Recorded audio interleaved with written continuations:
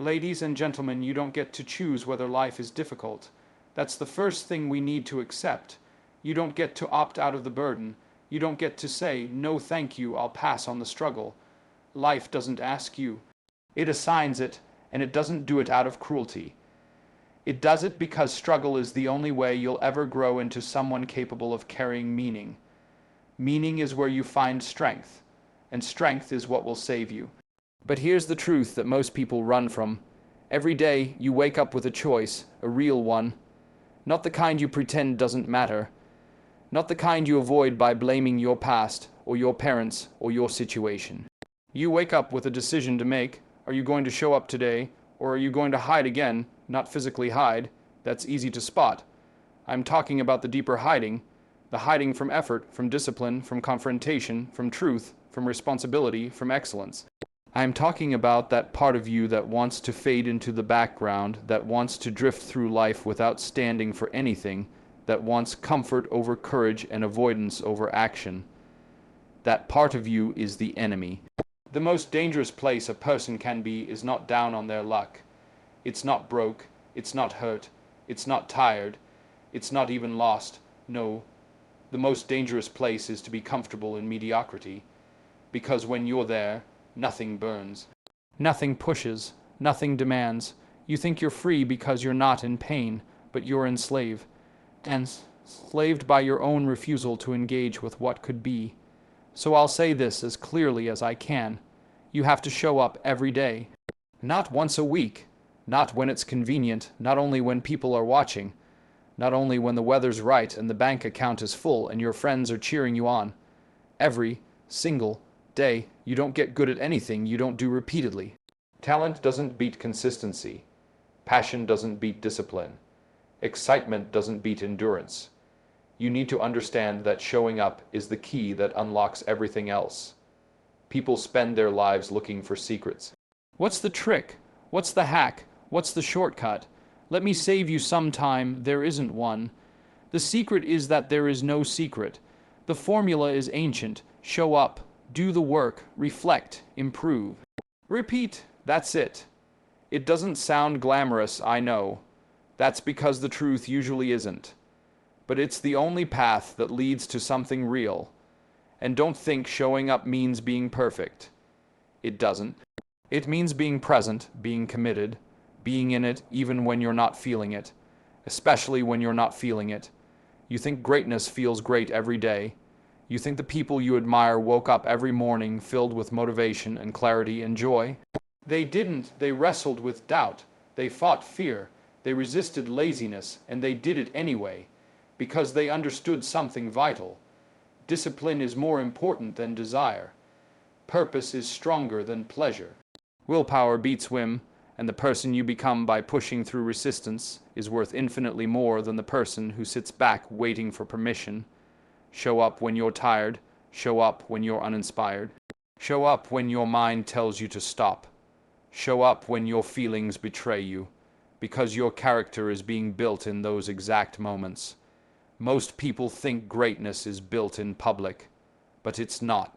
It's built in silence, in private, when nobody's clapping, when nobody sees you sweating or shaking. It's built when you do the hard thing because it's right, not because it's rewarding. Understand something.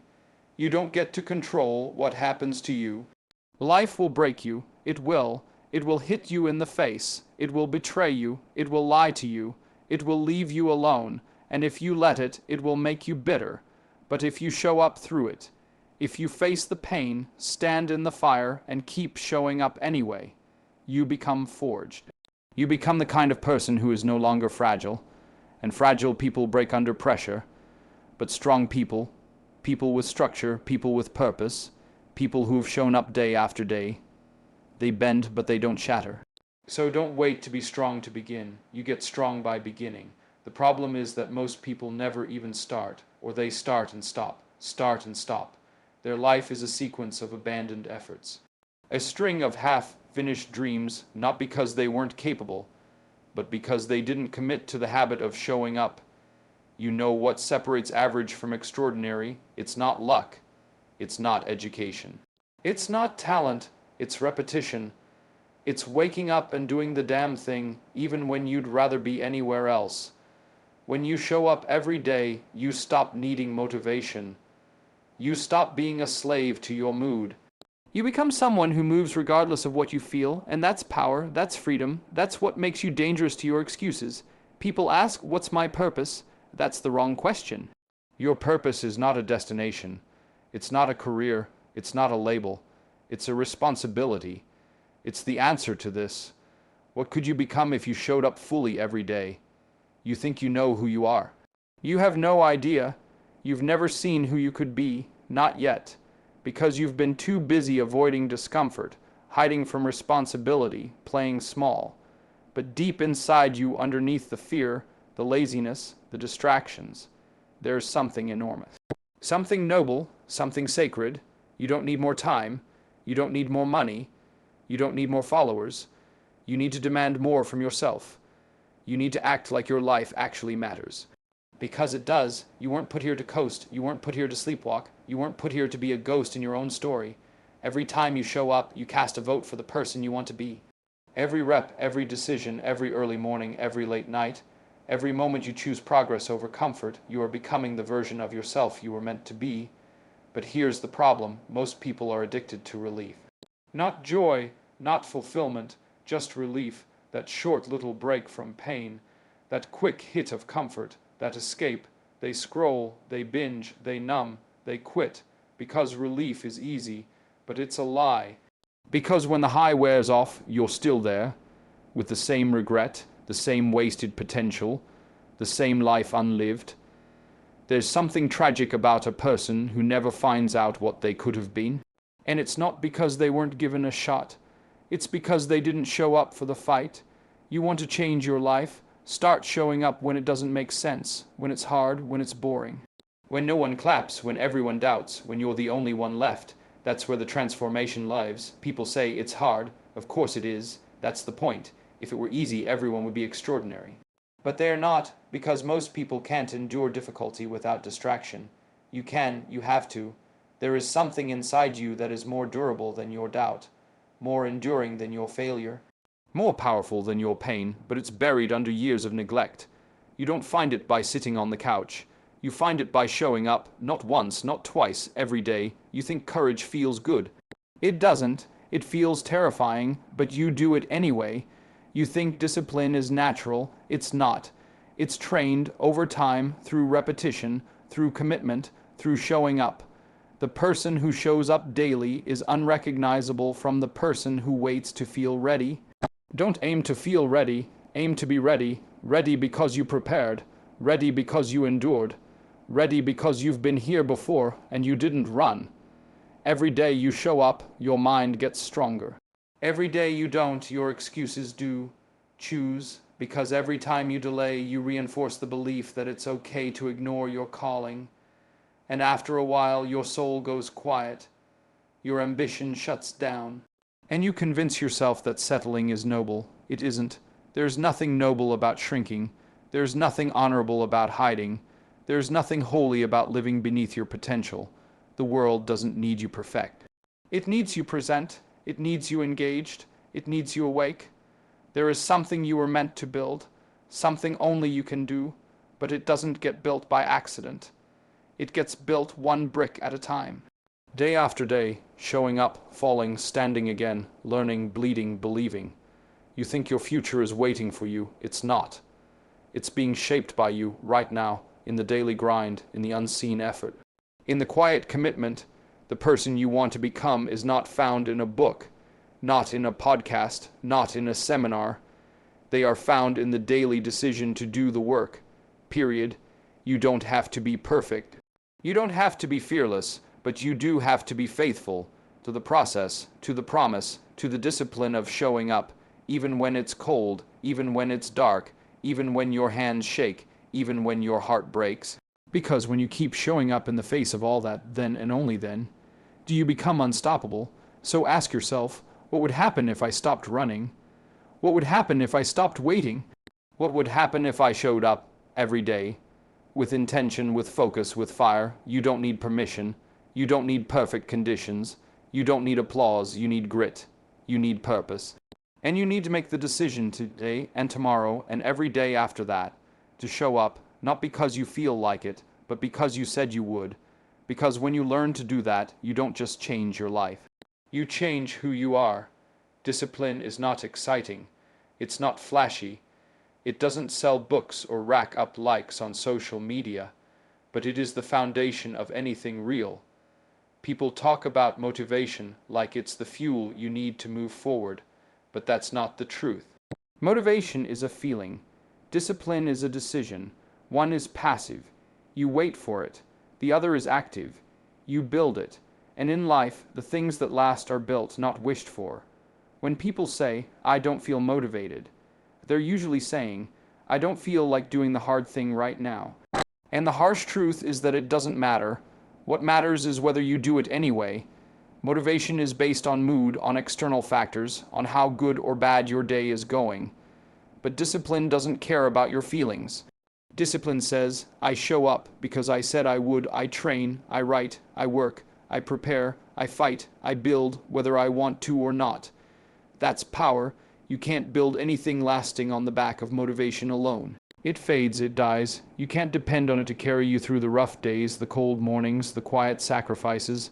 That's where most people fall off. They start strong, they're on fire at the beginning, and then it gets uncomfortable, then life gets loud, then their emotions shift, and they start negotiating with themselves.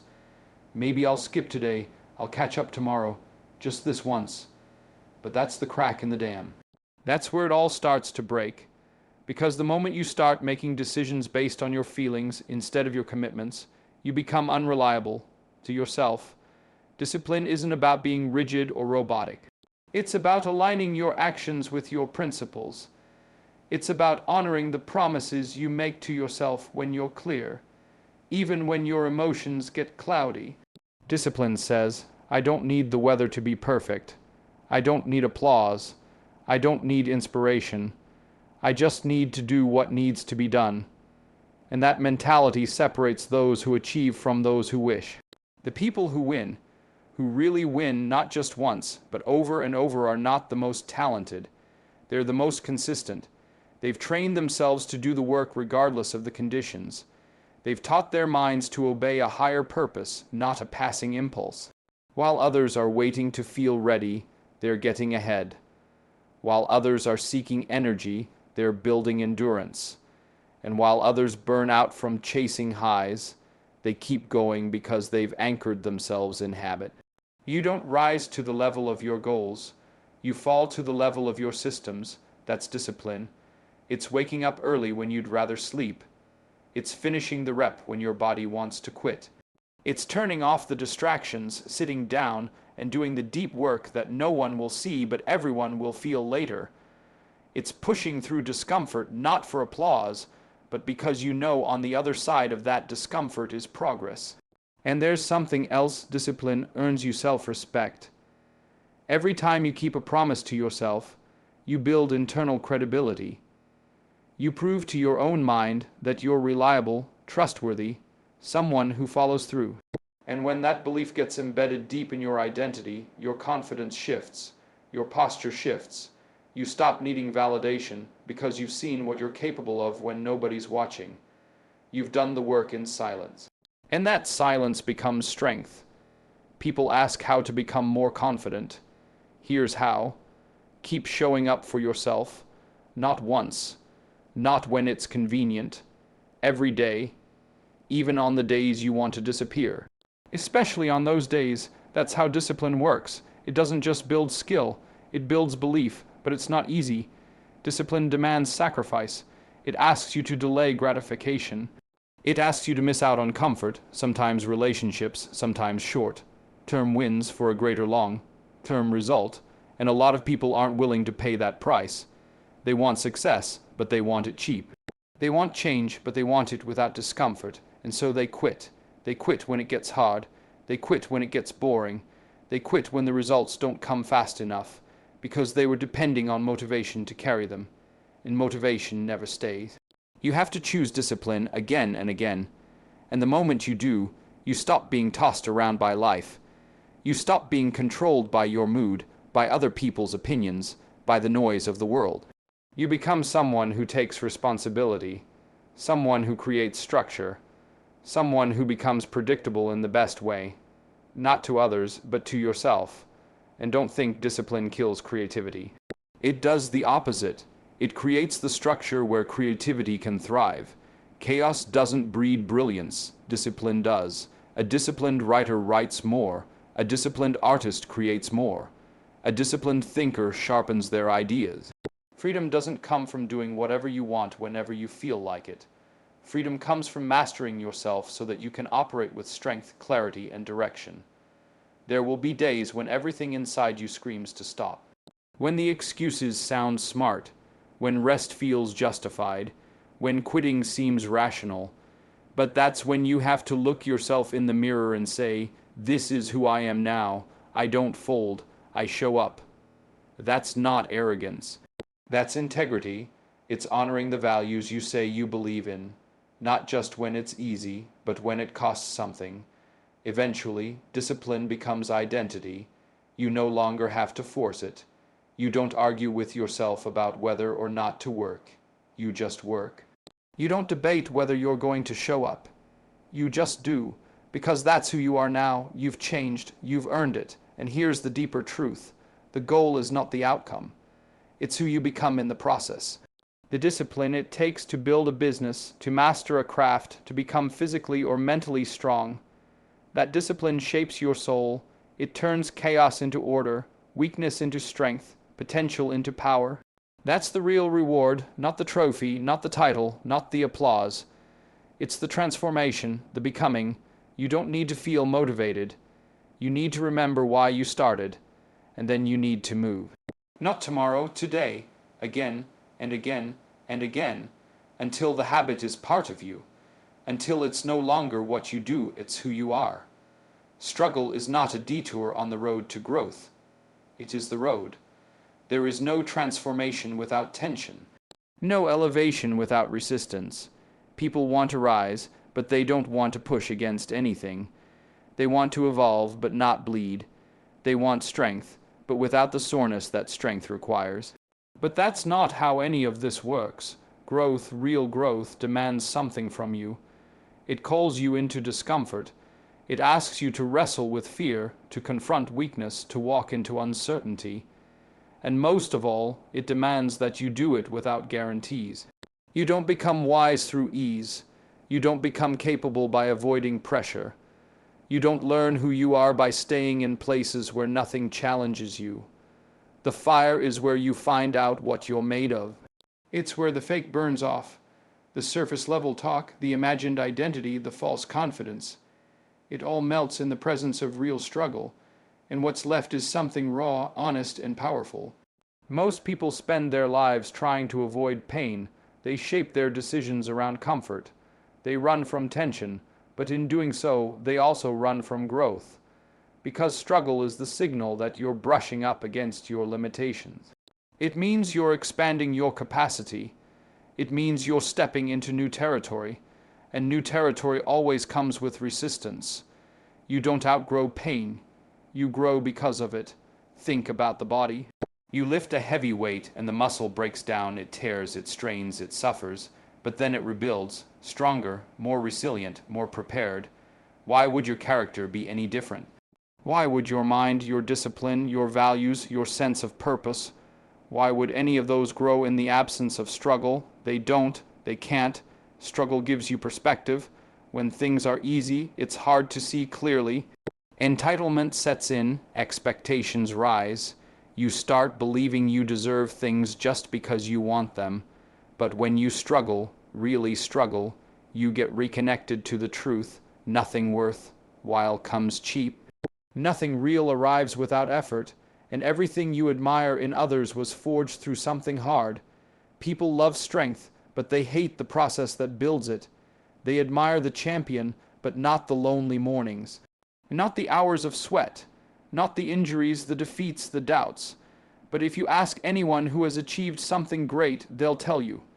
The struggle was the value, the pain was the teacher. The hard parts, the dark parts, the nearly gave up parts, those are where they found what couldn't be learned anywhere else. There's a certain clarity that comes through hardship. When everything falls apart, you find out what matters. When you're stripped down, you see what's solid, and maybe that's the gift of struggle. It removes the excess. It strips away the distractions. It forces you to confront what's real, what you actually believe, what you're truly committed to. Because when you're struggling, you can't fake it anymore. You can't pretend you care if you don't. You can't keep going if your reasons are weak. You either step up or step out. You find a deeper why or you collapse. That's why people who have suffered and endured walk with a different weight. They've faced things, they've lost things, and they've chosen to keep going. There's a depth in them that no book can teach. You want to grow? Then stop running from what's hard. Stop avoiding the challenge. Stop numbing yourself every time life gets uncomfortable. Because comfort won't make you sharp. It'll dull you. It'll rob you of your edge. And eventually it'll leave you empty, full of ease but void of meaning. Meaning doesn't come from safety. It comes from sacrifice, from standing in the middle of the storm and refusing to retreat.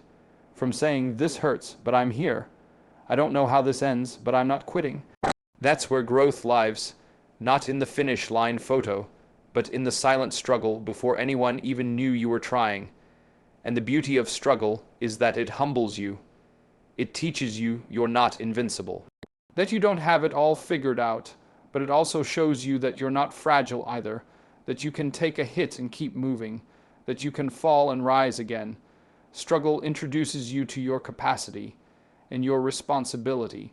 Responsibility, because once you realize you can endure, you can no longer pretend to be powerless. Once you know that pain doesn't destroy you, you're accountable for how you respond to it. You're accountable for what you do with it. And here's the truth, if you let it, struggle will shape you into something unshakable, but you have to choose that path. You have to decide to see struggle as necessary, not as punishment. Most people don't make that choice. They become bitter, they play the victim, they use the struggle as an excuse to shrink. But the ones who grow, the ones who become leaders, builders, visionaries, they use it as fuel. They say, this is hard and it's shaping me. They say, this pain isn't pointless, it's preparing me. They say, if I can make it through this, there's not much I can't face. Because on the other side of struggle is confidence, real confidence, the kind that's not performative, the kind that comes from knowing, not guessing, from proving to yourself that you can walk through fire and come out wiser. Growth is not linear, it's chaotic, it's messy. It often feels like destruction before it feels like creation. But if you stay in it, if you hold your ground, stay humble, stay hungry, you'll look back and realize that the struggle didn't break you. It revealed you, revealed what you value, revealed what you fear. Revealed where you're still weak, where you need to develop, where you need to step up. And that kind of self-knowledge is priceless. The greatest people you know, if you could see behind their strength, you'd see a history of struggle. Pain they didn't advertise, loss they endured, doubt they pushed through. They didn't get there by luck. They got there by showing up when everything in them wanted to disappear. So when the struggle comes, and it will, don't ask, why is this happening to me? Ask, what is this trying to teach me? Don't run, don't numb, don't distract yourself with comfort. Engage with the discomfort, face it, learn from it. Because that struggle may be the very thing you needed to wake up, to rise up, and to become who you were meant to be. You are what you do repeatedly, not what you say, not what you intend, not what you hope for in your quiet moments. Your identity, who you actually are, is constructed moment by moment, action by action, through what you consistently choose to do. And this is why consistency matters, because it doesn't just produce results. It shapes your entire sense of self. It turns thought into reality. It transforms goals into traits. It forges character through routine. People tend to think identity is something fixed, like it's something you discover in the stillness, some hidden blueprint just waiting to be uncovered. But identity is not discovered. It is built. It is built through behavior, through repetition, through the decisions you make when no one is watching. Every time you act, you vote for the kind of person you are becoming. You cast a ballot for discipline or distraction, strength or weakness, clarity or confusion. And the accumulation of those votes, that is who you become, not all at once, not overnight, but inevitably. This is why consistency is such a powerful force, because it doesn't just get you better at something. It changes how you see yourself. A person who runs every morning, even if only for 10 minutes, begins to see themselves as a runner. A person who writes every evening, even if it's only a paragraph, begins to believe they are a writer. Not because they said it out loud, but because they proved it to themselves in silence. There's something sacred in the mundane, in the repetition, in the showing up even when it feels pointless. It's there, in those moments of small, seemingly insignificant effort, that the groundwork of transformation is laid. Most people miss that. They think greatness is in the breakthrough, in the moment of applause, in the final product. But greatness is in the process, in the mornings you drag yourself out of bed, in the evenings you choose to practice instead of scroll, in the hundreds of times you feel tired, uninspired, frustrated, and still do it anyway. People want to feel consistent before they act consistent. They wait to feel aligned before they commit. But it works the other way around. Your mind catches up to your behavior. Your beliefs follow your patterns. So the question becomes, what are you doing over and over again? Because those repetitions are writing your story. You don't rise to the level of your intentions. You fall to the level of your habits. If your habits are chaotic, inconsistent, driven by mood, you will live a life defined by reaction. But if your habits are intentional, anchored in discipline and meaning, your life starts to gain weight. Direction, momentum, not in flashes, but in a steady pulse that builds over time. And yes, that kind of consistency requires effort, real effort, because you have to keep going when it's boring, when it feels like nothing's changing. When the results aren't showing yet, but that's the paradox, the results are showing, just not in ways you can measure yet. They're showing in your mind, in your mindset, in your relationship to struggle, in your ability to follow through on what you say matters. That inner shift is more important than any visible outcome, because once your identity shifts, the external success becomes inevitable, almost automatic. Because now it's not something you're trying to do, it's something you do, because it's who you are. People underestimate the compounding power of consistency. They overvalue intensity and undervalue repetition. They think one big push will change everything, but it doesn't. One intense effort rarely transforms your life, but daily small efforts, they change everything. You write 1 page a day, you have a book in a year. You work out 3 times a week, you transform your body in 6 months. You focus deeply for an hour a day, and your skill set will outpace 95% of the world in a matter of years. That's not magic, that's math. The key is to make consistency non-negotiable, not heroic, not dramatic, just normal, just what you do, like brushing your teeth, like eating. You don't have to argue with yourself every morning about brushing your teeth. You just do it, because you've done it so often it would feel wrong not to. That's what real consistency looks like. It's not glamorous. It's not about hype. It's about rhythm, routine, repetition. It's about making the actions that support your highest values automatic. You want to change your life? Start doing one thing every day that aligns with who you want to become, and don't skip. Not when you're tired, not when you're stressed, not when it's raining, especially not then, because those are the days that matter most. The days that shape your identity the deepest. The days when you look back and say, I didn't want to, but I did it anyway. That's power. That's the kind of internal structure that can carry you through anything. And no, you won't be perfect. You will slip. You will miss days. You will feel discouraged. That's not failure. Failure is not missing a day. Failure is believing the story that says, because I slipped, I'm not consistent anymore. The truth is, consistency includes recovery. It includes the ability to get back up, to return to the path, to rebuild momentum. That's what separates the ones who succeed from the ones who stay stuck, the ones who get back in alignment the fastest. Consistency also quiets the noise. It makes you less reactive, less fragile, because you're not trying to rebuild motivation every morning. You're not asking, what should I do today? You already know. You already have a system. You've already built the track. Now you just run the laps. That clarity, that structure, it gives you freedom. Not the freedom to do nothing, but the freedom to do what matters without endless indecision. You don't need to do everything. You just need to do what matters, and do it every day. That's what builds momentum. That's what rewires your mind. That's what shifts your identity from someone who wishes to someone who does. You become reliable, focused, grounded, and the world starts to respond to you differently. Because you carry yourself differently, you have proof, not just of potential, but of action. And over time, that consistency creates a kind of gravity. It attracts people, opportunities, confidence, because now you're not just someone who dreams big. You're someone who shows up, who delivers, who finishes. And that kind of reputation, especially with yourself, is one of the most valuable things you'll ever earn. Purpose isn't found in pleasure.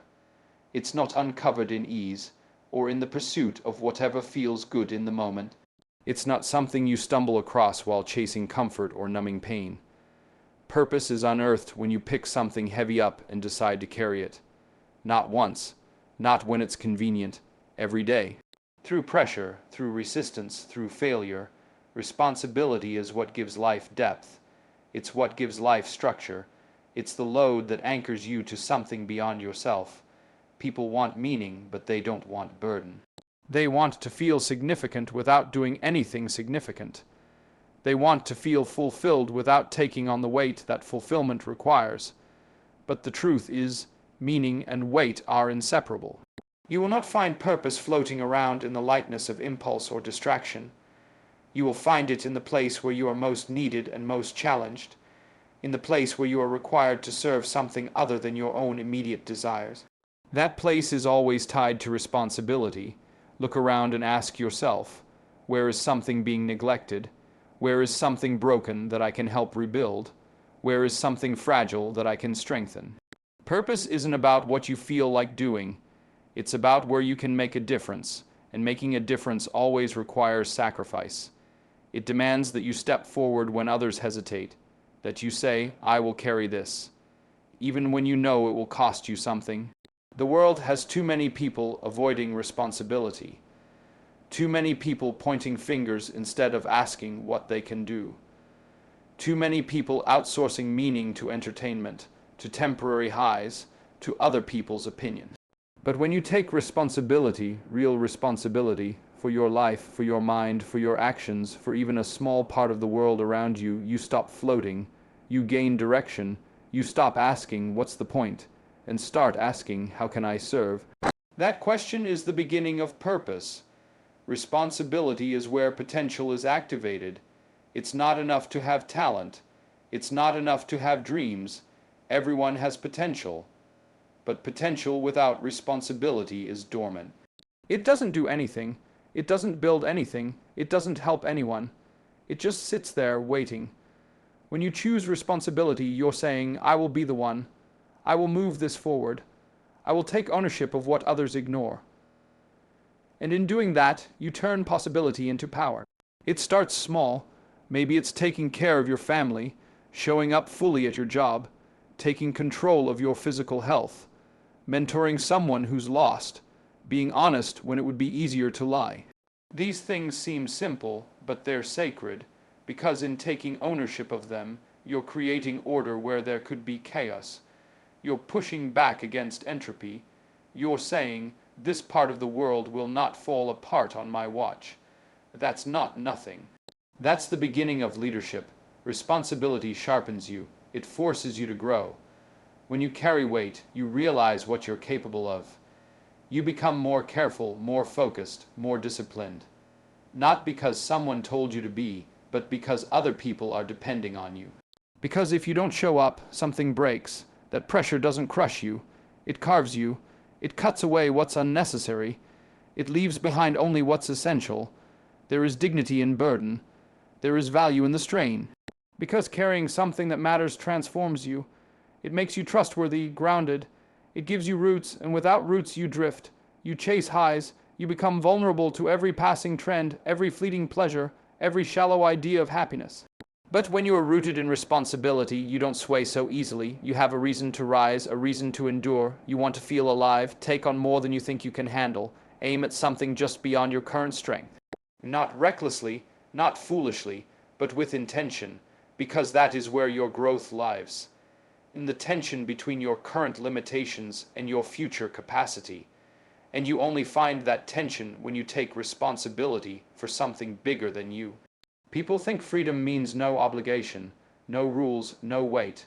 But that kind of freedom is a lie. It leads to emptiness.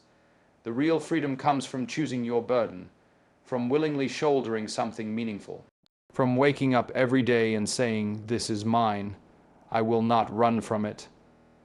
That kind of freedom doesn't feel light. It feels solid. You stop floating. You stop searching for external validation. You start becoming who you're meant to be. The people who leave a mark on the world are not the ones who avoided struggle. They're the ones who took on more than they had to. They saw something wrong and made it right. They saw someone hurting and stepped in. They took on the responsibility of being a force for good, even when no one was watching. And in doing so, they didn't just change their environment. They changed themselves. Because the truth is, you don't find yourself by looking inward forever. You find yourself by going out into the world and taking on what you can carry. You find yourself by facing the places that scare you, by stepping into the spaces where your strength is tested and your resolve is questioned. That's where your identity forms, not in comfort but in commitment. Not in retreat, but in responsibility. And the beautiful thing about responsibility is that it scales. The more you take on, the more capacity you discover. What once felt heavy becomes manageable. What once felt impossible becomes natural. You evolve, and with that evolution comes deeper purpose, deeper contribution, deeper meaning. So if you feel lost, if you feel aimless, don't ask what you need to feel better. Ask what you can take responsibility for. Ask where you can bring structure, service, discipline, love, not to get something in return, but because doing so is right, because doing so will stretch you into someone stronger, someone clearer, someone more useful to the world around you. Responsibility is not the enemy of happiness. It is the path to something far better: fulfillment, satisfaction, a life well lived, a soul that has been tested, shaped, and deepened by effort. You don't need to search for purpose in the distance. Pick something up, carry it, and keep carrying it. You'll find it there.